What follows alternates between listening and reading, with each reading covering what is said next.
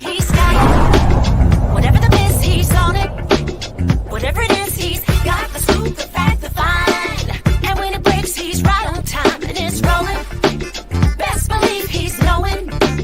Putting it down from sports to news to politics. With entertainment just for kicks, he's rolling. It's on go, roll, y'all.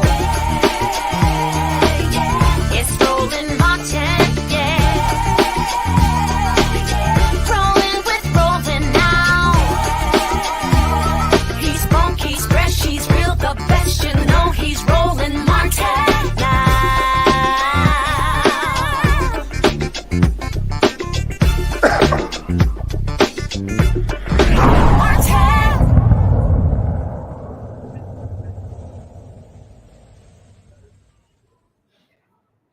All right, fam, this is a special edition of Roland Martin Unfiltered.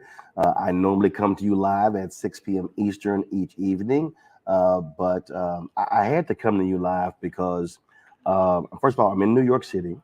Here for the national. I was here last night for the National Cares Mentoring Gala. Tonight, we're going to be live streaming the celebration of life for Harry Belafonte at 6 p.m. Eastern. But I had to talk about this Joe Rogan podcast with Katt Williams. And there were a lot of things that they talked about in the podcast, but what really got my attention because of an effort that I'm actually involved with, dealt with the issue of African Americans and menthol cigarettes. This has been an issue we've talked about on the show on numerous occasions.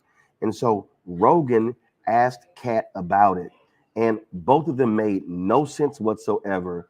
And so I want to talk about it so you have the truth right now, so people are not walking around clueless listening to the nonsense that they actually talked about.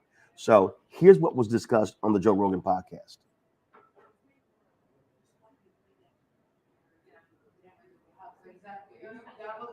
Does your government control you? Even when things don't even make sense. Like in California, they made flavored vapes illegal. Can you imagine? You're like, strawberry mist is our number one That was problem. fine, but they let it also hurt black people in that it counted menthol as a flavor and hurt Newport. So you can't sell menthol cigarettes in California. Right. They have their own cigarettes that have wild. non-menthol Newports. Yeah. It's terrible. Why do black people like menthol so much? What's that about? It's a totally different type of cigarette. You're going to get me canceled. No. This is very racist, this conversation, even though neither of us are. Go figure. Just talking about a type of cigarette that people enjoy? Just saying, why do black people like Newport so much? And a black person actually getting ready to answer this, it's terrible on all ends. I don't think it is. Well, I don't think it is either, because we have a new. It's like if you start asking me about spaghetti, I'm not going to get offended. You start asking me about Italian food or why are Italian people so loud? I'm not gonna get How offended. many people have ever died of pasta related illnesses? A lot, Joe. A lot of fatzos out there kicking the bucket, bro. That's not because of pasta. That's an overabundance of carbohydrates. They were going to be fat wherever they lived, sir. Maybe. That's an overindulgence. Going to be great bread eaters and delicious high carbohydrate food. They couldn't stop it. People are addicted to food like they're addicted to anything. If there's a thing that I could ever be addicted to, it's that. Right. That's all of us, though. All of us. And what a blessing. Yeah. We have so much. Starving people are addicted to anything, and they don't have food-related illnesses. Exactly. But back to where we were. Yeah. You were asking me about the menthol cigarettes. Oh, that's right. And the answer is,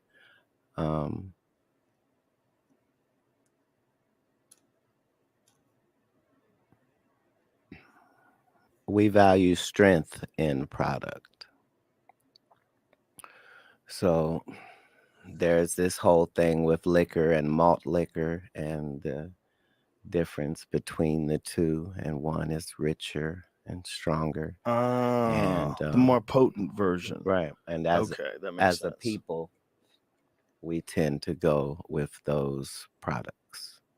Things that are stronger. That makes sense. Right. Like before things were called concentrate.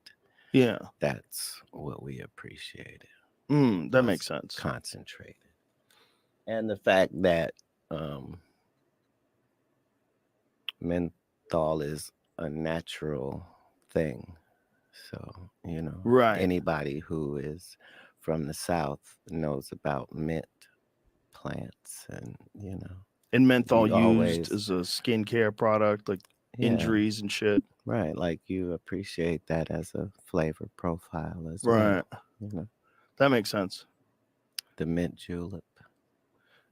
It's just telling people they can't have that anymore. Who the fuck are you? That's my position. Well, and that's a noble position, and we appreciate the fact that you represent that. But the truth of the matter is not pretty. And the truth of the matter is that most people would like to be controlled more by their government if they make it easier. Maybe. Most people are all for government control as long as they don't have to discuss it. Okay. So that was utterly nonsense. And I think it's important that we don't wait around to figure out what's the truth. And so joining me right now is my dear friend. You've seen her on the show before, Dr. Mignonne Guy. She's Associate Professor, Department of African American Studies, Virginia Commonwealth University. She has been on the show discussing this very issue. I've been on panels with her discussing this issue. So we're not newbies to this. And so, Doc, you can just take it away. No need for me to even just throw out a question. When you saw this discussion about menthol cigarettes and Black people, what did you think? Well, my first response is I was heartbroken because I am a big fan of Katt Williams. And I was gutted and devastated by his comments with Joe Rogan. I would expect Joe Rogan to make these kind of comments. They were very racist. His were actually, but not from Katt. Now, one thing that we need to understand is that, first he said that California ban has harmed Black people, right? By banning menthol, we have harmed Black people. That is not the case. That is not true. By keeping these products on the market, keeping menthol cigarettes on the market, we are killing Black people.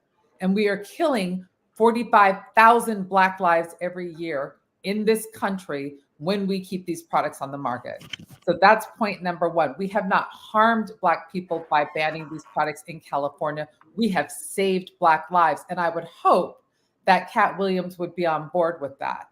The second issue that he made was that menthol is a flavor and it's natural. Unfortunately, the menthol constituents that are in tobacco products are chemicals. And they are chemicals that increase nicotinic receptors in our brains. So they increase the number of receptors in our brain that says, give me more menthol cigarettes, give me more menthol cigarettes, right? And so adding these chemicals to cigarettes make them more addictive.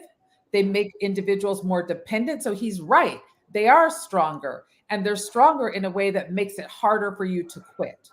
So these are not products that because we like strength and we like things that taste a certain way, that somehow they are less harmful or somehow we should permit them in our community. We absolutely should not. Those products are manipulated in a manner that make people more dependent, make it harder to quit, and that end up killing 45,000 Black lives every year, right?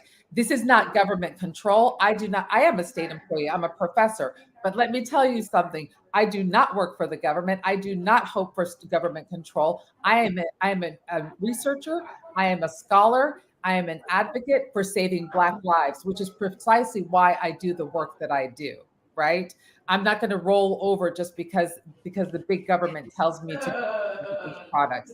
I do this because I see my brothers, my sisters, my aunts, my uncles, everybody that looks like me. We are the ones that continue to suffer from these products being on the market. Yes, Joe Rogan was right. They banned flavored vapes. They banned flavored cigarettes, other flavored cigarettes in the 2009 Family Smoking Prevention Tobacco Control Act, but they did not ban menthol at that point in time when they had the opportunity to.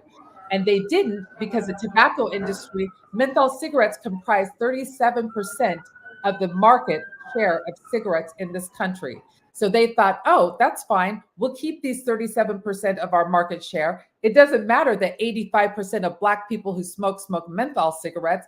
We don't mind. We'll leave them on the table. So when we talk about these policies around menthol, and when we talk about these products particularly, we need to understand exactly what they are. So I would hope that Katt and Joe would educate themselves and have a better understanding about the dangers of these products within our communities, as opposed to being proponents of keeping them on the market and continuing to harm our communities, continuing to lose those 45,000 Black lives every year, continuing to lose our young people who end up using these products, young Black and brown individuals, children and youth and young adults that are more likely to use these products because they taste better and because they make the poison go down more smoothly. The minty products that we're used to in the South that Katt was talking about in this format are killing us. And that created. So let's go back and first start with Rogan complaining about the flavored vapes. The reality is that the tobacco industry saw the data, and the data showed that the people who were smoking in America, it was decreasing. That's right. And their deal was, okay, well, baby boomers, they're getting older, they're passing away. Fewer Gen Xers were smoking, and then fewer millennials and fewer Gen Z. So they needed to create a product that could attract the younger person that would introduce them to the tobacco family and then transition them to become smokers, correct?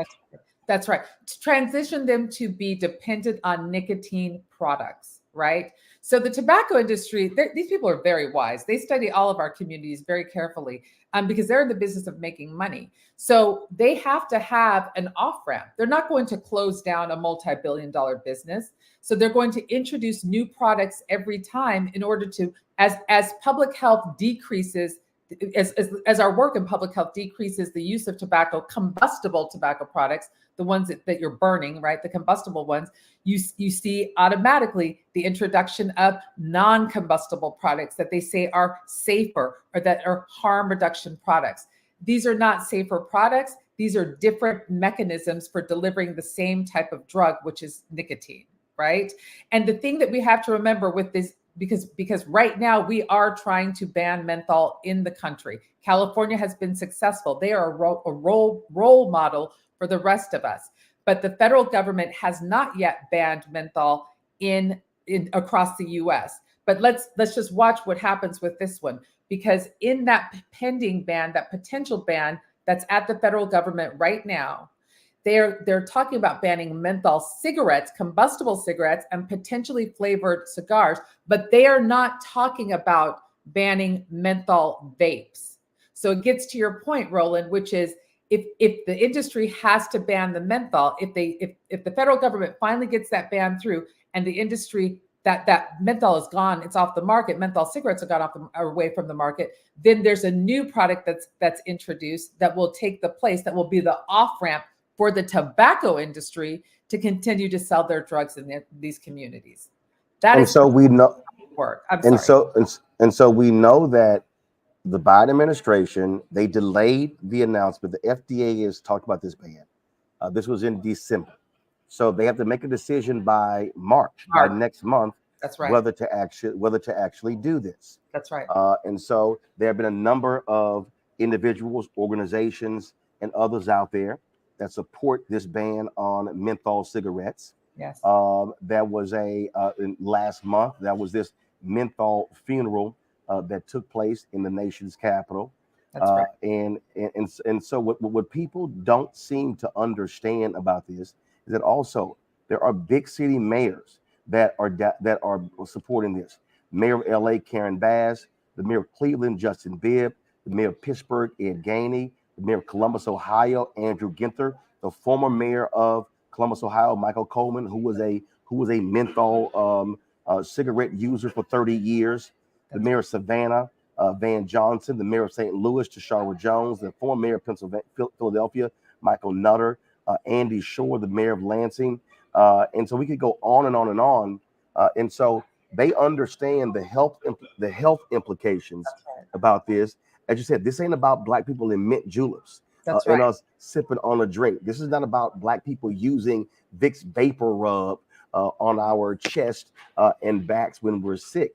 This is literally a targeted effort that the tobacco industry, how they have targeted Black people, and you have the research in terms of how they methodically looked at Black people and studied Black people to determine what cigarette to market to us. Talk about that.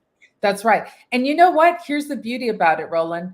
The tobacco industry. So when there was a lawsuit that you and I have spoken about before, which was the master settlement agreement, when the tobacco industry was sued by several entities, and they had to provide additional funds for cessation and for other things as a result of it. But there was something that was really important that came out of that master settlement agreement.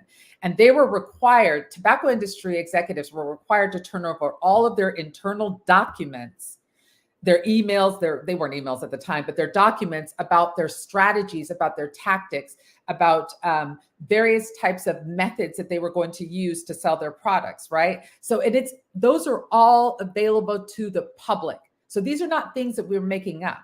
The University of California at San Francisco have the tobacco industry documents, and any person, any resident, any citizen, even internationally, any person in the public can go look at those documents themselves, and they can actually research and look at the strategies that were used by the tobacco industry over years in order to target Black communities. So there are documents that are out there that explicitly state that the tobacco industry, for example, understood that Black Americans like to go to cultural events. They like to, they want to be perceived as a certain image. A lot of them go to church. So if we give money to churches, then we'll be able to get these products in their communities. If we sponsor different music events or cultural affairs, tie ourselves with those communities, then our brand would be recognized and it'll feel like it's part of the Black community. So they studied us. I am a Black studies professor. The tobacco industry was studying Blacks. They were conducting Black studies before my discipline actually existed, because they hired social psychologists and they hired sociologists to study our practices, to study our likes, our dislikes, to study our fears, our concerns. And that's how they have consistently kept these products in our communities. And this is so hold on. So when we say we were targeted, mm-hmm. You say the data shows they literally hired experts to put Black people under a microscope to figure out how can we, one, create a product and market the product to them that they will accept. That's right. That's right. They have it specifically, and they talk about not just Black people, they talk about young people specifically. How do we create products that are more appealing to young Black people? They also, the most nefarious part about it, and which I really hope your audience does at some point go look at these documents, or they can email me and they can ask me and I can show them exactly where to find the documents, because it's one thing when we say them, but it's something else when you read it for yourself. There were other documents in the industry documents at UCSF, which is when they figured out that cigarette smoking, menthol smoking in particular, was associated with low birth weight, right, in Black women. There are documents that explicitly state that, well, so what? It's okay. Perhaps it's okay that Black women have smaller babies because they have so many. Perhaps it'll be less painful. So they knew that it was harmful to our communities. They knew that it was harming our Black babies, and they said, "Oh, well, it's okay. It's okay. It doesn't really matter because they have so darn many of them. Maybe it'll be less painful for them if they're smaller in the long run." So these are the types of, and so when I hear people say, "Oh, this is the government. This is someone trying to take things away." No, what's happening is that these tobacco industries are targeting, they are hunting, they are infiltrating our Black communities, and then they're manipulating individuals within our communities to somehow think that this is okay, so that they can continue to sell their product that, when used as intended, will kill 100% of their users. So I don't understand what Katt is really speaking about at this point in time, to be quite honest. I cannot understand how anyone could be a proponent, anyone particularly who says that they care about Black lives and saving Black lives and wants to stand up for our communities, how they could somehow conflate this ban as being harmful, or state that this ban is harmful and we're somehow taking something away that wasn't in our communities to begin with.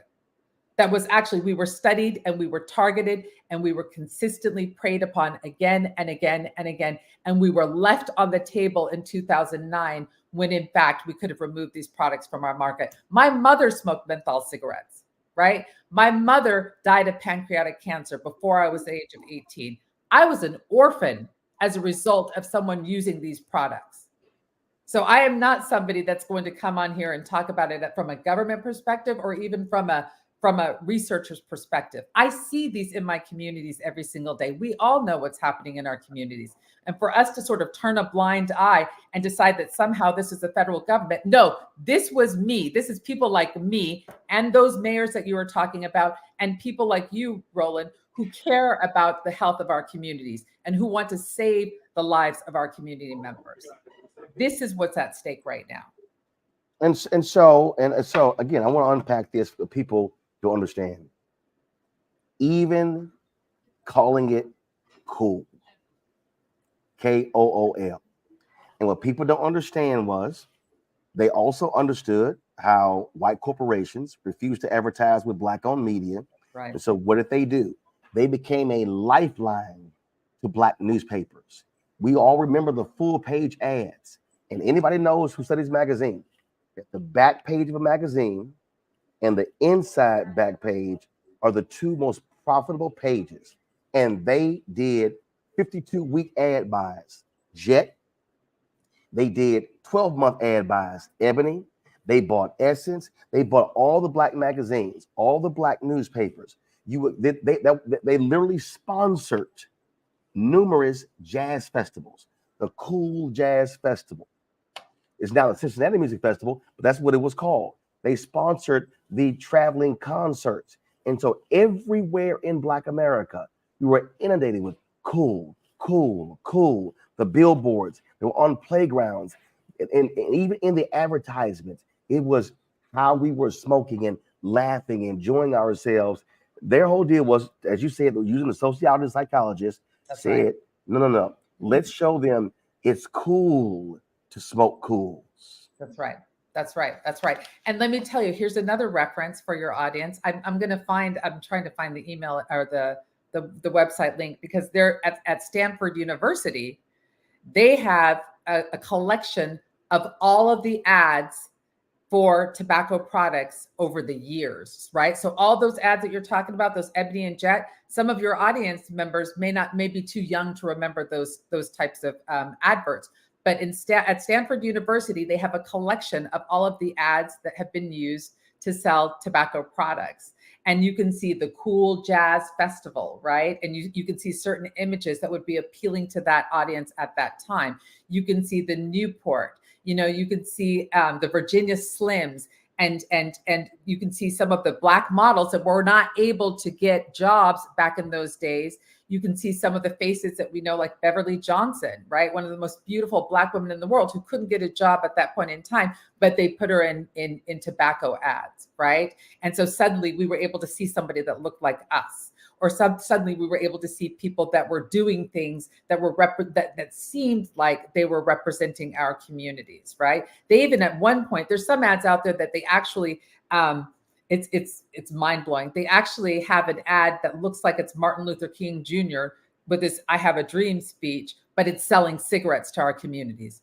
What are they really trying to do, right? So somehow they want to tie civil rights, which some people talk about, this is a right for Black people to smoke. They want to somehow tie our struggle with civil rights and use our icons from the civil rights movement to try to sell us a poison to kill us. This is what they've done years, and these are all publicly available. These are all of the documentation at UCSF, anyone can access, and anyone that has a computer can Google the Stanford tobacco advertising, and they can find all of the ads over the years. They can even find the ads earlier on, before they were trying to sell menthol cigarettes to us. They can find other ads that are highly racist ads, showing us as pickaninnies, right? So why do we want these products in our communities, and why are we defending them in our communities when this is how we've been depicted over the years? And yes, they preyed upon the Black media, because the Black media, we have always been set up to fail in this country, right? We have always been set up. So the Black media outlets that we've had have never had adequate support. And so anytime they had to, and we needed it because it was important, these are the only media outlets that will speak truth to us and that will speak to our issues and not frame them in a way and whitewash them in a way that becomes harmful for us. And so the tobacco industry saw a need, saw the gap, leveraged or exploited all of the divestment from our communities, and they came and paid for these ads to go in our media outlets, and to make sure that they sent those products to our communities, to make sure that they can spread the drugs, deal their drugs. And what they're still doing is they still continue to target our community. When this FDA ban was put in place, they went hot and heavy. They began to spread money around to civil rights groups, to civil rights leaders. They began to target. Now their new trick is to convince Black people that, if they ban menthol cigarettes, we're going to be seeing an increase in police abuse and encounters, and Black men are going to be the next Eric Garner and get taken down by the cops. And they literally went out and got folks with members of Noble. The organization has not endorsed their position, but they've got members of Noble involved in this, touting this thing as well, and literally making the argument that, this is going to increase police encounters, because people don't understand what the actual proposed ban is. It has, so tell people exactly what that ban is and how the tobacco industry is spreading big money around the Black community to try to stop this ban. That's right. That's right. I have a talk. When I talk about this, I do a public talk, and I talk about the gaslighting that's occurring in the Black communities, and I call it the terrorism and tactics of the tobacco industry as they gaslight Black America. It's exploiting Black trauma.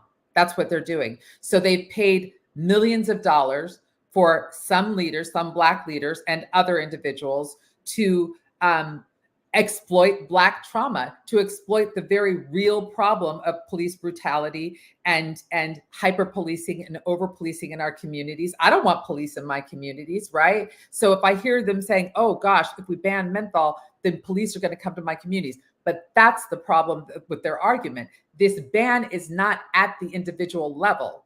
The ban is at the manufacturer, it's at the retailer, and it's the manufacturer, the retailer, and the distributor level, right? In distribution. It's at those levels, right? So unless you're manufacturing menthol cigarettes or you're retailing menthol cigarettes or distributing them, bringing them between the two entities, this ban will not affect the individuals. It is not going to increase policing in our communities. It is not going to increase police encounters in our communities. It is not going to increase police harassment in our communities. Those things exist already.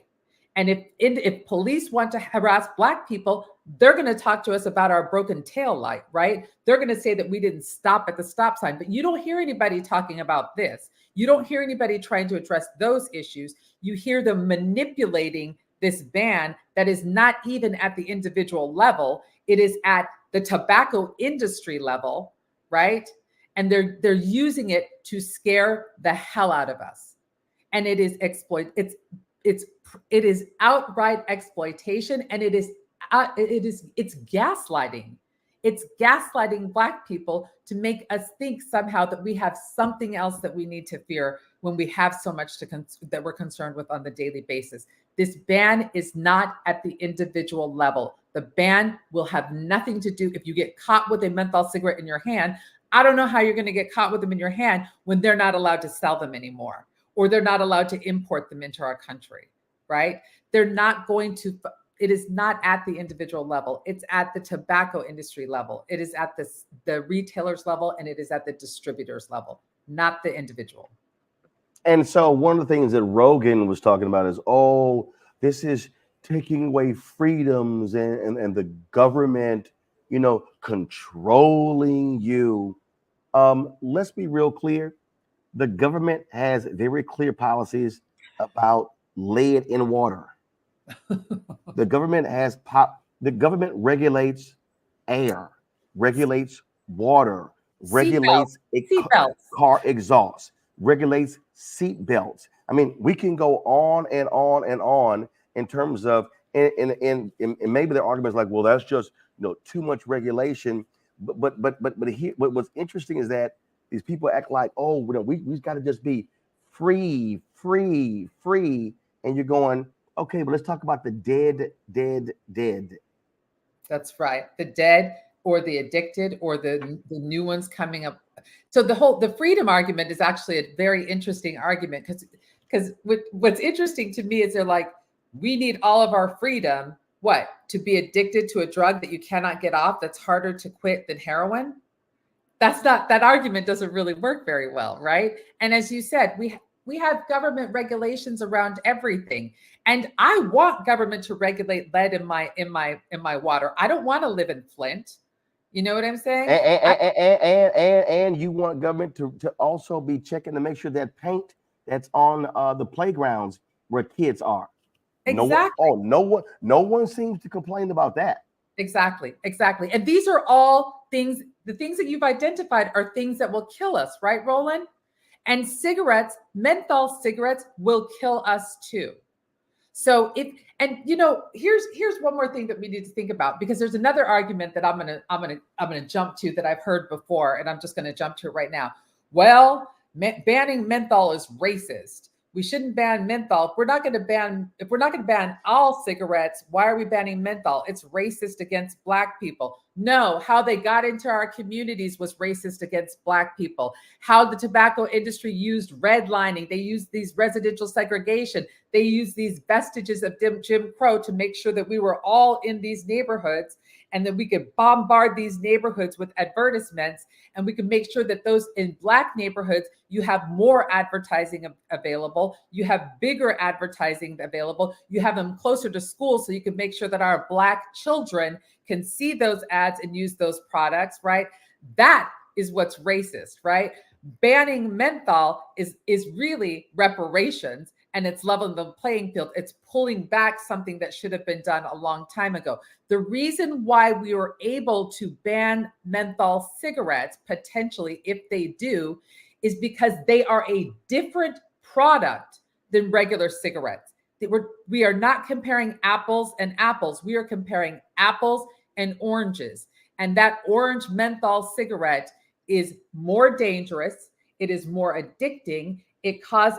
We are more likely to die. People use them differently. They inhale them differently. If you ever smoked a cigarette and tried to smoke a regular Winston or something like that, I can't remember what the names are, Camel, right? Versus smoking a menthol. When you smoke a Camel, what are you going to do? You're going to cough it up, right? When you smoke a menthol cigarette, it soothes. It has anesthetic appeal, it's more smooth as it goes down your throat, right? So it's got this anesthetic sort of response that you have. And so you can hold it in longer, you can hold it in your chest longer, and you can take longer drags, and you can smoke more of them because you're less likely to cough. That's not the same as what happens with regular cigarettes, right? So the reason why we even are having this talk about the ban, it's not because just Black people smoke them. It's because they are a different product that are more dangerous. And they know that there is no evidence-based cessation device on the market for them. So we have to ban them because we don't have an off-ramp for people to be able to quit using them. This is our option that we have. We do not want lead in our water. We do not want lead in our paint. We do not want bad air, polluted air in our neighborhoods. And we do not want these chemicals in our bodies that affect every single organ in the body. It's not just lung cancer I'm talking about. It's every type of cancer is linked to, most cancers are linked to menthol cigarette smoking and smoking. Cardiovascular disease, asthma, respiratory disease. We all have these issues in our communities. So anybody that's concerned about any of these issues related to cardiovascular disease, cancers, respiratory disease, they have to be on the side of banning menthol. We have to be on the side of banning menthol if we are going to save Black lives and we're going to reduce the comorbidities and the chronic diseases in our communities that result from it. We do not want our Black young kids, our children, exposed to the secondhand smoke. Yeah. Kids who are exposed to secondhand smoke also have greater nicotinic receptors in their brain, and therefore they're more likely to smoke later on in the future. We can't have these in our communities anymore. That's it. It's a non-starter. And for all the folks out there who don't seem to understand this, here are the various organizations that stand with us when it comes to banning menthol cigarettes. 100 Black Men of America, African American Tobacco Control Leadership Council, African American Wellness Project, Alpha Phi Alpha Fraternity Incorporated, the Association of Black Cardiologists, the Association of Black Women Physicians, the Black Men's Health Initiative, Black Women's Health Initiative, Black Women's Roundtable, Church of God in Christ Social Justice Ministry, Mocha Moms, Inc., the NAACP, National Black Empowerment Council, the National Black Nurses Association, the National Caucus and Center on Black Aging, Inc., National Council of Negro Women, the National Medical Association, that's the group of Black doctors, Save a Girl, Save a World, the Arc of Justice, the Center for Black Health and Equity, the National Coalition on Black Civic Participation, the National Council of the Churches of Christ in the United States. Folks, those are just some of the groups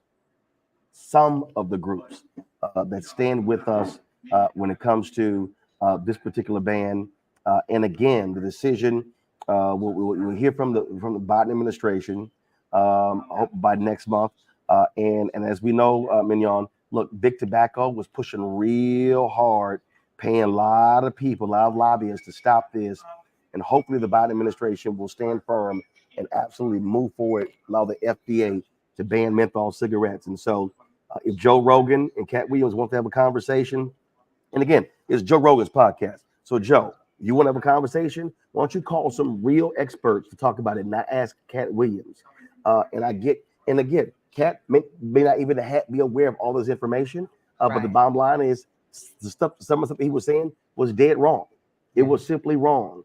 And he look, Katt was smoking during the interview. Hey, dude, knock yourself out. But the reality is this: here we know the truth when it comes to menthol cigarettes and how Black people were targeted. And so, no, Katt, you're not going to get canceled for talking about it. But I dare say Joe Rogan needs to have a real conversation with real people about the real effects of menthol cigarettes on Black people. Absolutely. Mignonne, always a pleasure. Glad we could jump on this live with me. Thanks so much. Thank you so much. I appreciate it. Take care. All right. Hey, folks, again, 6 p.m. Eastern today, we're going to be carrying the celebration of life for Harry Belafonte on Roland Martin Unfiltered and the Black Star Network. We appreciate y'all joining us. Look, share this far and wide. We need to understand that we're talking about Black Lives Matter. It includes Black people who are smoking cigarettes, who are smoking menthol cigarettes, 45,000 a year. 45,000 Black people a year are dying because of tobacco. So, look, let's change those numbers. Hey, folks, also, lastly, support us in what we do. Your support is critical for us to do the work that we do. We're not generating the advertising money and others, but we're doing the best that we can. So you can see your check and money order to P.O. Box 57196, Washington, D.C. 20037-0196. Cash App is $RM Unfiltered. PayPal is R Martin Unfiltered. Venmo is RM Unfiltered. Zelle, Roland at RolandSMartin.com. Roland at RolandMartinUnfiltered.com. Thanks a bunch, folks. I'll see you guys later. Holla.